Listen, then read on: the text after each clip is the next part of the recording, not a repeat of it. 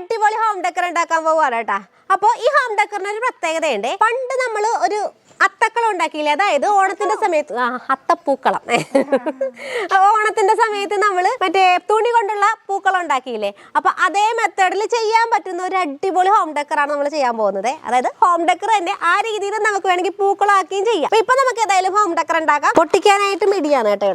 ഏട് പൊട്ടിച്ചിട്ടൊന്നും കീറില്ല. അതെ, അതിനായിട്ട് tissue paper കുറെ എടുത്തിട്ടുണ്ട് കേട്ടോ. ഞങ്ങൾ മക്കൾസ് എല്ലാരും കൂടി ഇരുന്നു, ഞാനും മക്കൾസും കൂടി ഇരുന്നത് കംപ്ലീറ്റ് ആയിട്ട് കീറി എടുക്കട്ടെ കേട്ടോ. കുഞ്ഞു കുഞ്ഞായിട്ട് കീറി എടുക്കണേ. എന്റെ അമ്മ കിട്ടി. പിന്നെ നമ്മളത് മക്കളുടെ ഓരോരുത്തരുടെയും കയ്യിലേക്ക് അങ്ങ് കൊടുക്കുവാണ്. വാക്കോപ്പച്ചൻ കീറിക്കോ, എയ്ഡൂസ് കീറിക്കോ. ഞാൻ കുട്ടിക്ക് കിട്ടി. അപ്പൊ ഞങ്ങൾ എല്ലാരും കൂടി ഇരുന്ന് കീറട്ടെ. കീറി പറിച്ചെടുക്കാം. കുഞ്ഞായിട്ട് കീറി എടുക്കണം കേട്ടോ. അതിനകത്തേക്ക് ഇട്ടോ തൽക്കാലം.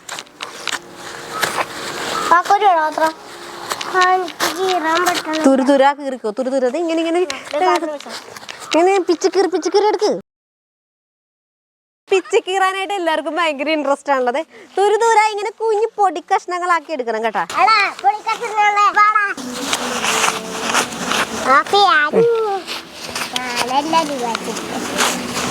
പൊടിയാക്കണേ. ആദ്യം ഞങ്ങൾ മേളിലിരുന്നൊക്കെ ചെയ്തെങ്കിലും പക്ഷെ ഇത് കീറി ഇങ്ങനെ താഴേലൊക്കെ പറന്നു പോകുന്നതുകൊണ്ട് ലാസ്റ്റ് താഴെയിരുന്ന് ഫുള്ള് ഇങ്ങനെ കീറി എടുക്കാൻ പോവാണേ. അതായത് ഇത് മുഴുവൻ കളഞ്ഞിട്ടുണ്ട്. നിങ്ങൾ തന്നെ പോയി പെറുക്കി എടുക്കേണ്ടി വരുവേ.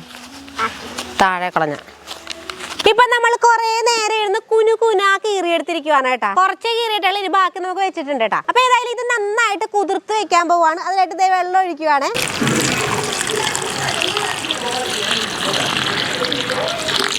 ഇപ്പൊ നമ്മളിതേ കുറെ നേരം ഇങ്ങനെ കുതിർത്ത് വെച്ചിട്ട് വേണം കേട്ടോ അത് പിഴിഞ്ഞെടുക്കാനായിട്ട്. അപ്പൊ നമുക്ക് കുറച്ച് നേരം ഇങ്ങനെ വെച്ചേക്കാവേ. ഇനി നമ്മൾ എന്താ ചെയ്യാൻ പോകുന്നത്? ഏട് പറഞ്ഞേട് പാത്രത്തിലേക്ക് ഇടാൻ പോവാണ്.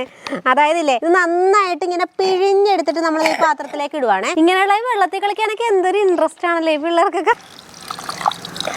എല്ലാവരുടെയും കൂടി കൈയെടുക്കും. തുണി പിഴിയുന്ന പോലെ ഉണ്ടല്ലേ.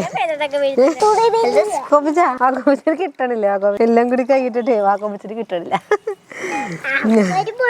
ഈ കുഞ്ഞയുടെ ഇവിടെ ഇരുന്ന് വെള്ളത്തോടെ ഇടുന്നുണ്ട് കേട്ടോ. ഇനി നമ്മൾ ചെയ്യാൻ പോകുന്നത് കളർ മിക്സ് ചെയ്യാൻ പോവാണ് കേട്ടോ. അപ്പൊ ഇത് നമ്മൾ പല പീസുകളായിട്ട് ഇങ്ങനെ ഡിവൈഡ് ചെയ്തെടുത്തിട്ട് നമുക്ക് പല കളർ മിക്സ് ചെയ്തെടുക്കണം. അതായത് ഗ്രീൻ കളർ തന്നെ, ഡാർക്ക് ഗ്രീൻ, ലൈറ്റ് ഗ്രീൻ, പിന്നെ റെഡ്, യെല്ലോ, ഓറഞ്ച് അങ്ങനെയുള്ള കളറുകളൊക്കെ ആയിട്ട് നമുക്ക് മിക്സ് ചെയ്തെടുക്കാം. അതാണ് ഇന്നത്തെ പരിപാടി കേട്ടോ. അപ്പൊ മിക്സ് ചെയ്യുമ്പോഴേക്കും കുറച്ച് ഫെവിക്കോളും കൂടി മിക്സ് ചെയ്യണം കേട്ടോ. എന്നാലേ ആ ഒരു പശത്ത് വരത്തുള്ളൂ. അപ്പൊ അങ്ങനെയുള്ള പരിപാടികളൊക്കെ തുടങ്ങാം. അപ്പൊ കളർ എടുക്കുവാണ്.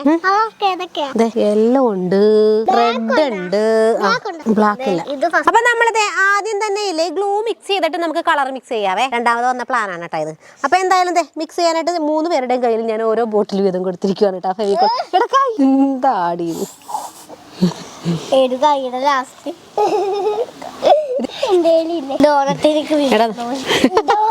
ഡോണറ്റില് ക്രീം തേക്കുന്ന പോലെ. നീയെക്കൂട്ടി ഭയങ്കര ഐഡിയ പരമായിട്ടാണല്ലോ.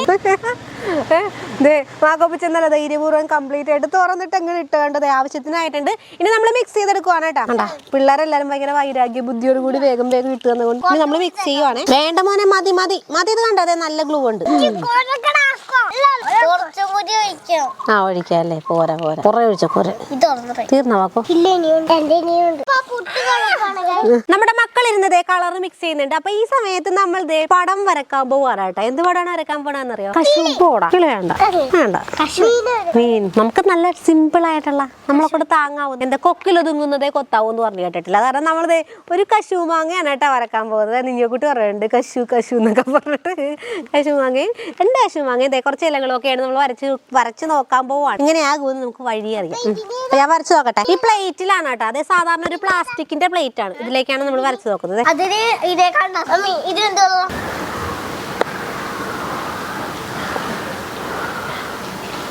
എനിക്ക് കാണാൻ പറ്റുവേ.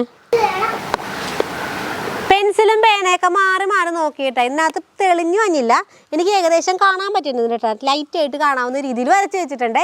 ഇത് നമ്മൾ ഏതായാലും ഒട്ടിക്കാൻ തുടങ്ങുവാണ് കേട്ടോ. ഓരോരോ കളറുകളായിട്ട് നമുക്ക് ഒട്ടിക്കാൻ തുടങ്ങാം. അതെ, ഒട്ടിക്കാൻ തുടങ്ങുമ്പോഴേക്കും ആദ്യം തന്നെ വാക്കോന്റെ റെഡാണ് എടുക്കുന്നത്. വാക്കോച്ചന്റെ റെഡ് ഇവിടെ നിന്ന് അങ്ങ് വെച്ചു കൊടുത്തേ.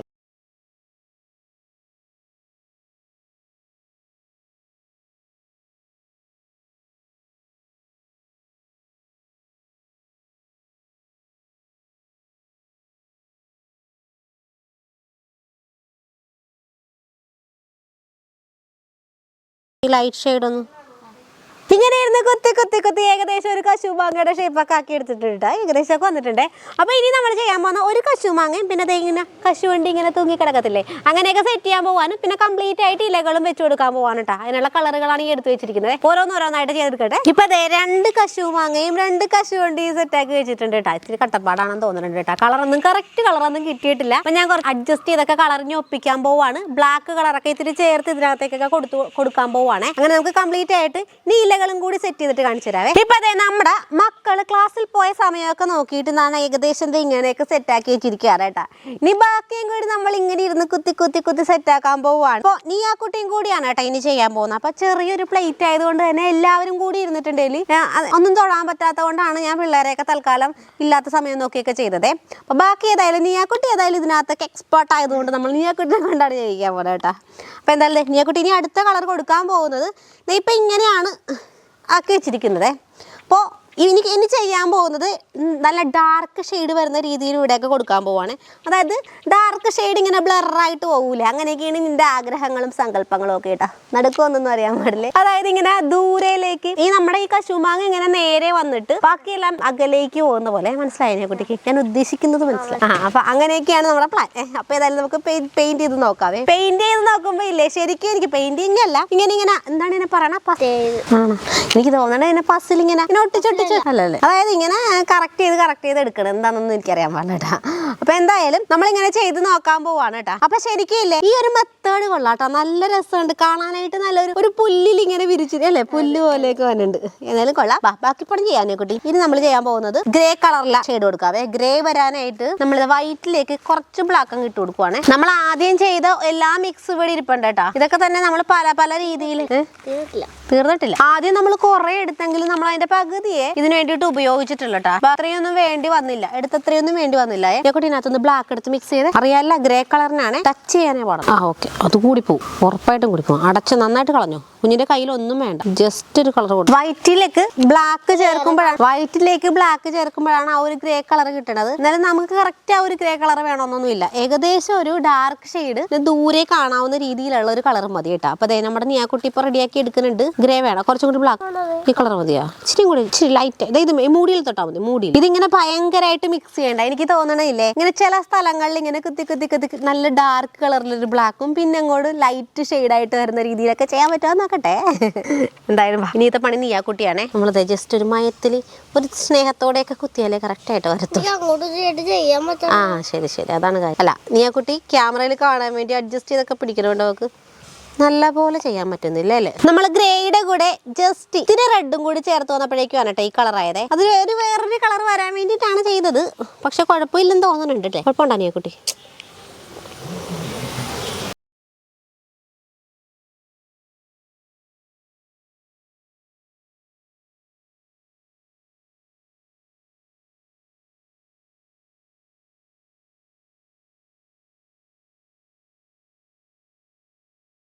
ഇപ്പൊ അതെ നമ്മുടെ നീയാക്കുട്ടി ഇരുന്നത് ബാക്കി കംപ്ലീറ്റ് ചെയ്യട്ടെ കേട്ടോ വർക്ക്. അപ്പൊ ആ സമയത്തില്ലേ ഇത്രയും നേരം എഡൂസ് ഭയങ്കര കളിയിലായിരുന്നേ. എഡൂസിന് ഇപ്പൊ ഒരു പാട്ട് പാടണമെന്ന് പറയണേ. ഇത്രയും നേരം പഠിക്കുമായിരുന്നു. നാളെ എന്താണ് ആനിവേഴ്സറി അല്ലേ?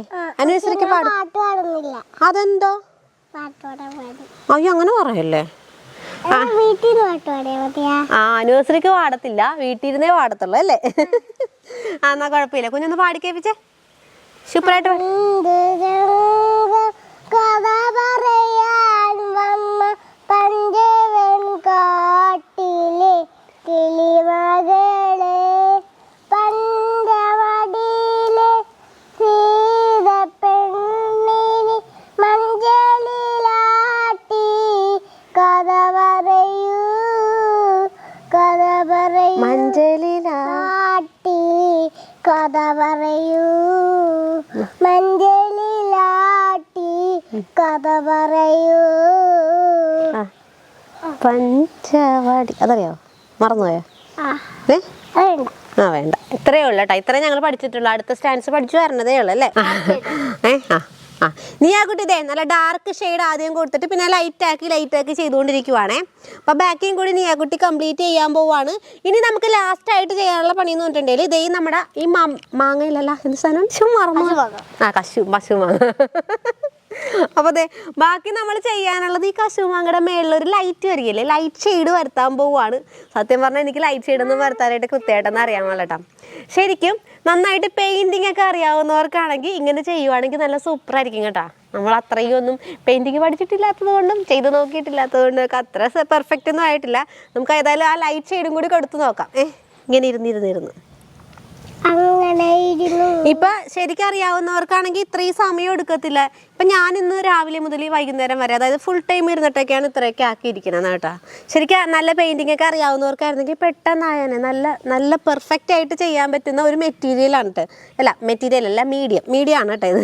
മറിക്കെ ഓക്കെ. ഇനി നമ്മൾ ചെയ്യാൻ പോകുന്നത് ഡാർക്ക് ഷെയ്ഡ്, ലൈറ്റ് ഷെയ്ഡ് കൊടുക്കാൻ പോകും. നീ ആ കുട്ടിക്കും കുറച്ചു നേരമൊക്കെ ഇരിക്കുമ്പോഴേക്കും കുട്ടികളൊക്കെ ഇങ്ങനെ വിഷമിക്കൂലേ, അതുകൊണ്ട് നീ ആ കുട്ടിയും പോയിട്ടുണ്ട്. അപ്പൊ ഞാൻ ലൈറ്റ് ഷെയ്ഡ് റെഡിയാക്കി എടുക്കട്ടെ കേട്ടോ. അതായത് ജസ്റ്റ് ആ റെഡിൽ, ഈ റെഡ് കളറിലൊക്കെ തന്നെ, അതായത് ആ ഒരു ഓറഞ്ച് ഷെയ്ഡല്ലേ വന്നിരിക്കുന്നത്, ആ ഷെയ്ഡിലേക്ക് നമ്മൾ ജസ്റ്റ് വൈറ്റും കൂടി കൊടുത്ത് നോക്കുവാണ്.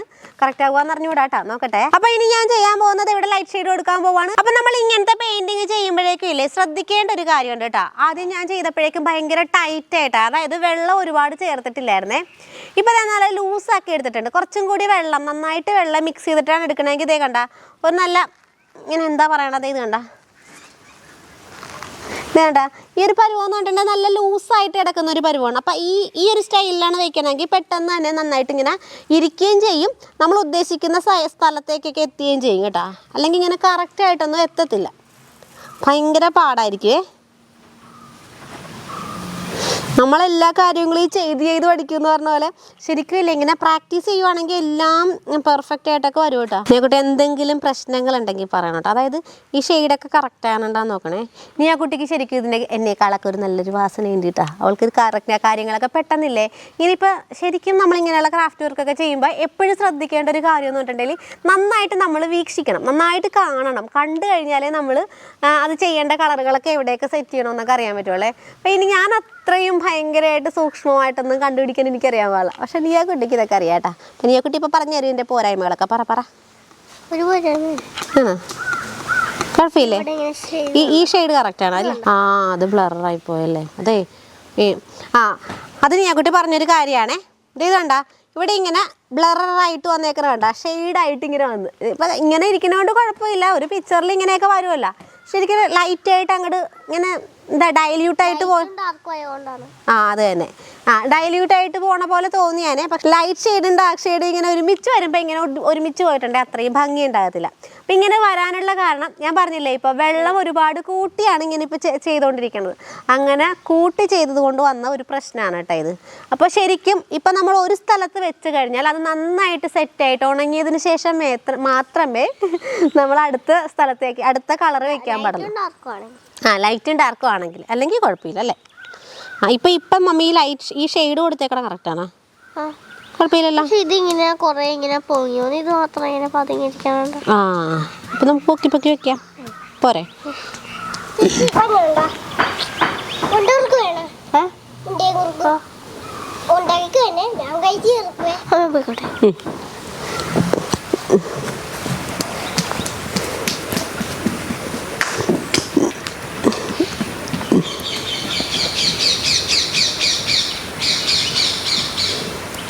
ഈ സ്കൂളിൽ നിന്ന് വന്നു കഴിയുമ്പോഴേക്കേ മക്കളൊക്കെ ആകപ്പാടെ ടയർഡായിരിക്കും, കളിക്കാനുള്ള ഇൻട്രസ്റ്റിലും പിന്നെ ആഹാരം കഴിക്കാനുള്ള ഇൻട്രസ്റ്റിലൊക്കെയാണ് വരണത്. അതുകൊണ്ട് തന്നെ രണ്ടുപേരും അങ്ങനെ കുത്തിയിരിക്കാൻ മടിഞ്ഞിട്ട് ഇടക്കിടക്ക് എൻ്റെ കൂടെ വന്ന് എന്നെ ഒന്ന് സന്തോഷിപ്പിച്ചിട്ട് പോകാൻ വേണ്ടി നിൽക്കുകയാണ്. ഇപ്പം എന്തായാലും ഞാൻ ഈ പണി തീർത്തു വെക്കാം. ഇപ്പം നമ്മുടെ വർക്ക് ഏകദേശം ഒക്കെ ഫിനിഷ് ആയിട്ടുണ്ട്. നോക്കി കുഴപ്പമില്ലെന്ന് തോന്നുന്നുണ്ട് കേട്ടോ. ശരിക്കും പെർഫെക്റ്റ് ആണോ എന്ന് ചോദിച്ചിട്ടുണ്ടെങ്കിൽ പെർഫെക്റ്റ് ഒന്നും അല്ല. കാരണം എനിക്ക് കറക്റ്റായിട്ട് പെയിന്റിങ്ങും അതിൻ്റെ ആ കറക്റ്റ് ഷെയ്ഡ് കൊടുക്കുകയാണെന്ന് അറിയാൻ പാടില്ല കേട്ടോ. നമ്മളൊരു അഡ്ജസ്റ്റ്മെന്റിലൊക്കെ ഒപ്പിച്ച് വെച്ചിരിക്കുകയാണ്. ശരിക്കും ഞാനിപ്പോൾ ചെയ്തപ്പോഴേക്കും ഇന്നലെ ഉച്ചയ്ക്ക് തുടങ്ങിയതാണ്. ഉച്ചയ്ക്ക് തുടങ്ങിയിട്ട് കംപ്ലീറ്റ് ആയിട്ട് ചെയ്തു.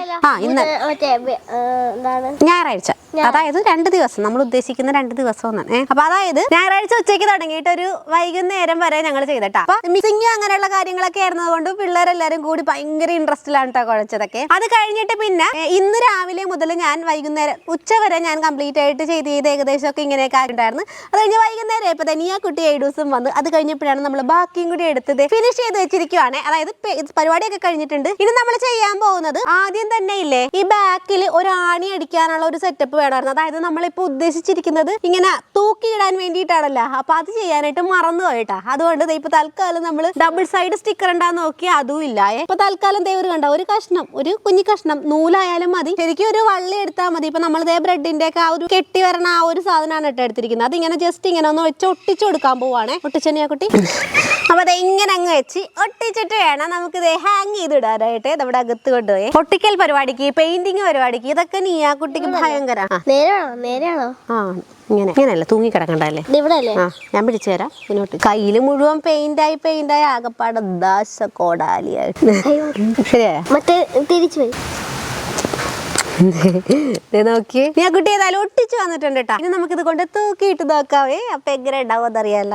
ശരിക്കും കാണാനൊക്കെ എങ്ങനെയുണ്ട്? ശരിക്കും ഇത് നന്നായിട്ട് അറിയാവുന്നവർക്ക് പറ്റിയ പണി. അതായത് നന്നായിട്ട് ഇങ്ങനെ പെയിന്റിംഗ് ഒക്കെ അറിയാമെങ്കിൽ സിമ്പിൾ ആയിട്ട് ചെയ്യാൻ പറ്റും. നമ്മളെ പോലെ അറിയാൻ പാടില്ലാത്തവർക്കും ഒരു ഇൻട്രസ്റ്റ് തോന്നും കേട്ടോ. ഇത് കാണുമ്പോഴേക്കും ചുമ്മാ ഒന്നും ഒരു ഭംഗിയില്ലാത്ത പോലെ തോന്നത്തില്ല, ഒരു നല്ല ഭംഗിയുള്ള പോലെയൊക്കെ തോന്നും കേട്ടോ. അതാണ് ഈ ഒരു മെറ്റീരിയലിന്റെ പ്രത്യേകത. അതായത് ഈ മെറ്റീരിയൽ എന്ന് പറഞ്ഞിട്ടുണ്ടെങ്കിൽ ഈ ഒരു മീഡിയം കേട്ടോ. ഇത് ജസ്റ്റ് ഇങ്ങനെ പുല്ല് പോലെയല്ലേ ഇരിക്കണം. കൊള്ളാല്ലേ?